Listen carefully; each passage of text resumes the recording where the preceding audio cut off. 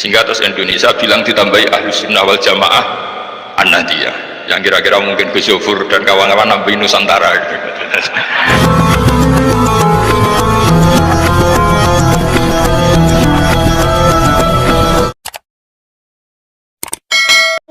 Fa inna kulla muhdatsatin bid'ah wa kulla bid'atin dhalalah. Kata Nabi, jauhkan dari kalian setiap perkara-perkara yang dalam agama, karena setiap perkara yang mula bid'ah dan setiap bid'ah adalah sesat. Nabi yang menyuruh kita untuk menjauhkan semua perkara yang baru dalam agama. Nabi yang menyuruh kita sallallahu alaihi wa ala alihi wasallam, jauhkan semua yang perkara yang baru dalam agama ini.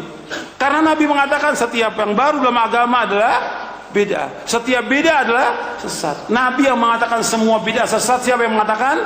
Rasulullah SAW, as-sadiqul masduq. Sekarang mulai orang mengatakan enggak semua bid'ah sesat, ada bid'ah hasanah. Berarti ketika mereka mengatakan ada bid'ah hasanah, mereka mendustakan siapa di sini? Mendustakan Rasulullah SAW. Bukan masalah kecil, masalah besar ini. Mendustakan Rasulullah. Rasul mengatakan kullu bid'atin dhalalah, dia jawab, enggak ya Rasulullah, enggak semuanya sesat. Dia bantah Rasulullah SAW. Enggak boleh. Enggak boleh bantah. Kalau ada ijtihad ulama, ijtihad. Tapi Nabi hatta 1000 ulama enggak bisa membantah sabda Nabi SAW. Nabi mengatakan kullu bid'atin dhalalah wa kullu dhalalatin finnar. Yang dulu bid'ah ya tetap bid'ah sekarang.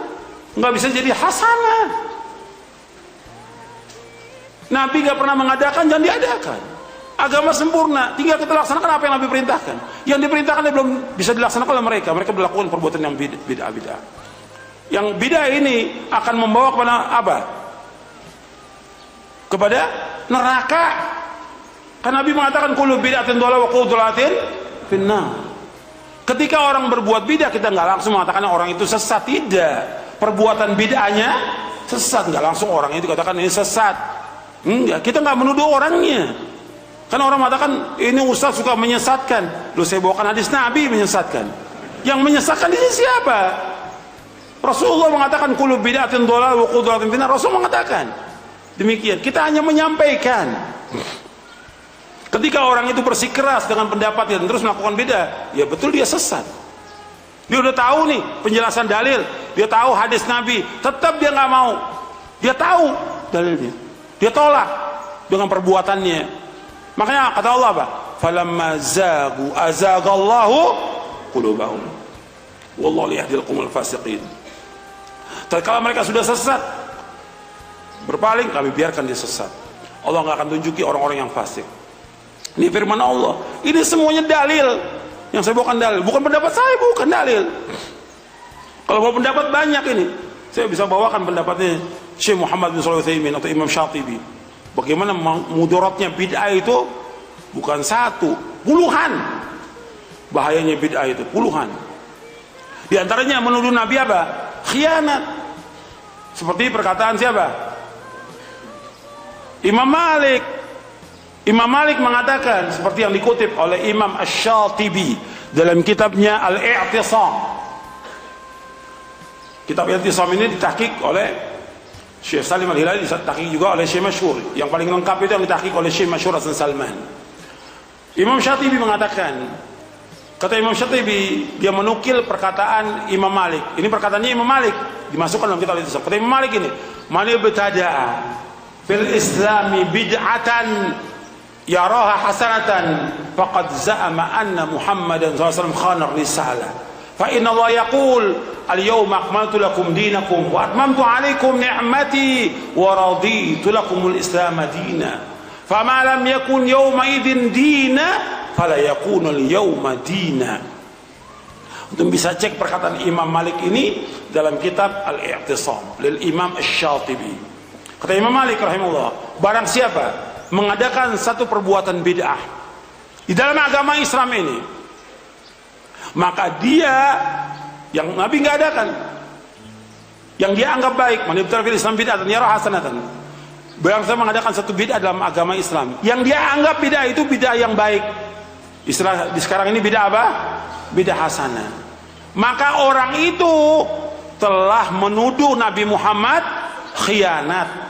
Karena Allah berfirman dalam surah Al-Maidah ayat 3, al-yauma akmaltu lakum dinakum wa atmamtu alaikum ni'mati wa raditu lakum al-islam madinah. Pada hari ini aku telah sempurnakan bagimu agamamu, aku telah cukupkan nikmatku atasmu, dan aku ridho Islam menjadi agama bagimu. Kata Imam Malik lagi, apa yang tidak menjadi agama pada zaman Nabi SAW, maka sekarang pun tidak menjadi agama. Paham sampai sini? Orang yang mengadakan bid'ah yang dianggap oleh dia itu bid'ah hasanah, dia telah menuduh Nabi apa? Khianat. Karena Nabi sudah sampaikan semua agama ini, berarti menurut dia yang mengadakan bid'ah hasanah ada perbuatan yang Nabi belum sampaikan kepada umat. Ini saya adakan sih. Ini yang Nabi belum sampaikan ini. Padahal Nabi sudah menyampaikan semua. Yang membawa manusia ke sorga Nabi sudah jelaskan, yang membawa manusia ke neraka Nabi sudah jelaskan. Kok tiba-tiba orang berbuat perbuatan yang dianggap baik? Ketika orang berbuat beda, dia niatkan perbuatan itu ibadah atau bukan?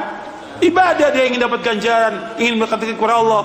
Kalau Nabi nggak contohkan, berarti perbuatan ini bid'ah. Assalamualaikum warahmatullahi wabarakatuh. Bismillahirrahmanirrahim. Allahumma sholli wa sallim ala sayyidina Muhammadin wa ala alihi wa sahbihi asma'in, amma ba'du. Ingkang kula hormati Pakde kawula Ki Haji Haisil Ma'ali, guru kawula Ki Haji Faruk Husain, sedanten para kiai ingkang kula hormati. Seperti yang dikatakan moderator, saya ini orang yang pantangan datang di acara-acara gini. Tapi saya tetap santri, ketika diajak Gus Zofur ya datang. Begini ya, ini langsung saja. Kalau MWC Sedan menginginkan kemandirian, kata Gus Kamil tadi, itu tidak mungkin, karena kita pasti secara politik harus koalisi dengan Pak Jokowi. Secara ekonomi tadi sudah jelas, NU itu biasa proposal. Tadi beliau juga bilang, sudahlah kalau mau proposal bilang saja. Artinya kita sebenarnya tidak pernah mandiri dalam hal politik maupun dalam hal ekonomi. Tapi orang menghayal itu boleh, ingin mandiri, ingin keren itu boleh. Tapi saya sesuai disiplin saya begini, saya akan cerita tentang argumentasi ilmiah bahwa ahli sunnah wal jamaah itu luar biasa.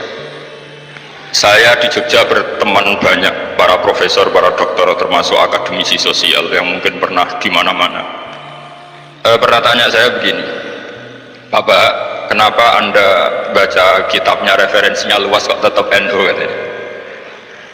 Terus saya bilang, problemnya apa sebagai NU? Biasanya terus mereka mengutip sekian makalah. Kebetulan makalah itu provokatif, dan siapapun yang baca makalah itu pasti menjadi NU, tak jamin. Kalau di Jogja misalnya di satu penerbitan, saya termasuk di dalamnya, itu pernah diperbandingkan kitabnya Said Muhammad Mafahim Yajibu An-Sohah dengan kitabnya Bin Bas, judulnya Hadihi Mafahimuna. Biasanya kitab-kitab terjemahan Wahabi itu memang cukup provokatif dan dengan narasi yang memang siapapun yang nggak pernah mondok pasti tertarik. Misalnya begini, cerita bid'ah misalnya, iyyakum wa muhdatsatil umur fa inna kulla bid'atin dhalalah wa kulla dhalalatin finnar, misalnya gitu. Wa kulla muhdatsatin bid'ah wa kulla bid'atin dhalalah wa kulla dhalalatin finnar. Ada yang baca wa kullu bid'atin dhalalah wa kullu dhalalatin finnar. Terus beliau menuliskannya begini, kata Bin Bas, hadza huwa Rasulullah hakama bi annal bid'ah kullaha dolalah. Terus diteruskan, wajar as-Syafi'i faqasama ila hasanatin wa dolalatin wa sayiatin. Jadi dengan narasi seperti itu tuh orang itu tahu bahwa Syafi'i itu kurang ajar benar, kira-kira gitu. Jadi dia, ini Rasulullah yang mengatakan semua bid'ah ini dolalah, tapi Syafi'i lancang dengan membagi ada dolalah, ada sayi'ah, ada hasanah, ada sayi'ah. Ini aneh katanya. Wong Rasulullah yang Nabi saja bilang satu semuanya dolalah, kok dia bilang dua ini. Diridasikan jaro'ah, kira-kira makna sedannya yang lama atau berani. Sehingga orang mesti tanya, kenapa sih tidak ikut Rasulullah saja? Tapi ini satu ilmu, setidaknya ilmu perdebatan, bukan ilmu hakiki, karena kita tidak tahu yang diridani Allah yang mana. Tapi kemudian Sayyid Muhammad dalam kitab Abwaabul Faros, juga dalam kitab-kitab beliau menyanggah itu dengan mengatakan, jika makna bid'ah adalah yang nggak pernah dilakukan Rasulullah, itu salah besar. Terus beliau cerita sekian hal, termasuk yang diceritakan adalah ada seorang sahabat ketika sholat dengan Rasulullah tidak pakai doa mainstream, yaitu ketika i'tidal sahabat tadi bilang alhamdulillah hamdan katsiran thayyiban mubarakan fi. Setelah itu setelah Nabi habis sholat umul qail, siapa tadi yang melafatkan itu? Semua sahabat diam karena takut disalahkan. Tapi apa yang dikatakan Nabi? Tidak, saya tidak akan nyalahkan. Saya tadi melihat isna asra malakan, saya tadi melihat 12 malaikat yabtadiruna ayyuhum yaktubu awwalu. Semuanya itu bergegas siapa yang nulis awal. Terus kata sahabat tadi, ha ana ya Rasulullah. Padahal ini satu kalimat yang bahkan Rasulullah tidak mengajarkan, dan Rasulullah bahkan iskal kenapa ada kalimat itu, tapi toh dibenarkan oleh Allah dan Rasul. Cerita Sayyid Muhammad kedua adalah ada sahabat setiap ngimami itu main kulhu. Wah, ngimami apa saja main kulhu. Singkat cerita makmumnya tuh gerutu, ini orang kok main kulhu terus. Setelah dilaporkan ke Rasulullah, ditanya sama Rasulullah, kenapa kamu main kulhu ini? Dilaporkan ke saya. Kata si musolli tadi, imam tadi, di annaha sifatur rahman, dalam surat itu semua sifatnya Allah, maka fa'ana uhibbuha, saya seneng itu. Apa kata Rasulullah? Saya disuruh bilang Allah ke kamu bahwa Allah mencintai kamu karena kamu mencintai kulhu. Terus keterusan sampai sekarang itu orang-orang NU baca kulhu terus karena sekali baca idza samsu kuwirat mesti kepunting gitu. Tapi artinya itu dibenarkan Rasulullah minhu risab kita alimin minhu, tanpa ada pelajaran dari beliau. Runtuhlah teori bid'ah bahwa bid'ah adalah semua yang nggak pernah dilakukan Nabi, diajarkan Nabi. Nyatanya beberapa kali Nabi membenarkan sesuatu yang belum pernah diajarkan oleh beliau. Masalahnya adalah tidak semua orang baca kitabnya Sayyid Muhammad atau baca tidak paham. Nah, sementara kitab Hadhihi Mafahimuna itu diterbitkan secara masif oleh pemerintahan Arab Saudi dan ada terjemahnya lagi, sehingga yang nggak bisa Arabnya nggak bisa terjemahnya. Dengan narasi tadi bahwa Imam Syafi'i dibenturkan Rasulullah itu kan mesti kalah. Redaksinya itu Jaro'ah itu wani pakai hamzah. Kedua, saya ingin cerita dan saya tidak bosan-bosan cerita ini sampai mati, saya tidak akan bosan-bosan. Ada kemandirian al-hujjatul balighah dalam diri kita sebagai ahli sunnah. Begini misalnya, kalimat la ilaha illallah adalah kalimat yang orang kafir 80 tahun saja kalau melafadzkan itu menjadi soro mukminan. Nah ini kita tahlil yang sudah muslim hanya karena kalimat thayyibah justru menjadi kafir. Ini kan madzhab aneh. Yang kafir puluhan tahun iyan tahu yufar lagu makot salaf bihadil kalimah. Ini kita karena tahlilan sampai nyekel patok menjadi kafir juga karena la ilaha illallah. Ini aneh. Jadi kalimatun sing yakunu bihal kafiru musliman menjadi kalimatun yakunul mukminu biha kafirun. Ini kan kaidah yang aneh. Nah saya ingin kalau ahli sunnah yang seperti ini sudah mandiri, sudah sehat, ya baguslah seperti itu. Terus yang terakhir, kenapa ditambahi an-nahdiyah? Ya seperti yang dikatakan moderator tadi, di terminologi internasional itu kalau ahli sunnah pokoknya yang tidak sabut sahabat ahli sunnah, sehingga Wahabi, Muhammadiyah, Ikhwan semuanya ahli sunnah wal jamaah. Karena kalau di media internasional asal tidak Syiah itu ahli sunnah, hanya itu saja perbandingannya. Kalau ikramus sahabat ya ahli sunnah, kalau sabut sahabat ya Syiah.